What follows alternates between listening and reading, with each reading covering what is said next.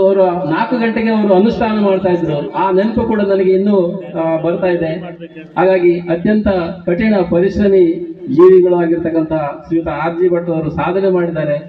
ಆ ಒಂದು ಮಟ್ಟದಲ್ಲಿ ಇವತ್ತು ನಿವೃತ್ತರಾಗಿ ವಿಶ್ರಾಂತ ಜೀವನವನ್ನ ನಡೆಸ್ತಾ ಇದ್ದಾರೆ. ಅವರಿಗೆ ಈ ಒಂದು ಭಗವಂತನು ಆಯುಷ್ಯ ಆರೋಗ್ಯ ಎಲ್ಲವನ್ನ ಕರುಣಿಸಲಿ ಎನ್ನುವಂತಹ ಒಂದು ದೇವರಲ್ಲಿ ನಾವು ಪ್ರಾರ್ಥನೆಯನ್ನ ಮಾಡ್ಕೊಳ್ತಾ ಇದ್ದೇವೆ. ಶ್ರೀ ಆರ್.ಜಿ. ಭಟ್ ಗುರುಗಳ ಜೊತೆ ನಾನು 2.5 ವರ್ಷ ಅವ್ರ ರೂಮ್ ನಲ್ಲಿದ್ದೆ. ಯಾವಾಗಲೂ ಕೂಡ ಗುರುಗಳು ಶಿಷ್ಯನಿಂದ ಕೆಲಸ ಮಾಡಿಸ್ತಾರೆ, ಆದ್ರೆ ಗುರುಗಳು ಎಂದೂ ಕೂಡ ನಮ್ಮನ್ನು ಯಾವ ಕೆಲಸಕ್ಕೂ ಹಚ್ಚಲಿಲ್ಲ. ಅವರು 4 ಗಂಟೆಗೆ ಕಟ್ಟಿಗೆಯಿಂದ ಉರಿ ಹಚ್ಚಿ ನೀರು ಕಾಸಿ ನನ್ನನ್ನು ನೆವಸ್ತಿದ್ರು. ಆಮೇಲೆ ಇವತ್ತು ನಾನು ಕ್ವಾಂಟಮ್ ಸೈನ್ಸ್ ಇದ್ರ ಬಗ್ಗೆ ವೈಬ್ರೇಷನ್ ಇದ್ರ ಬಗ್ಗೆ ಎಲ್ಲ ಸ್ಟಡಿ ಮಾಡ್ತಾ ಇದ್ದೀವಿ.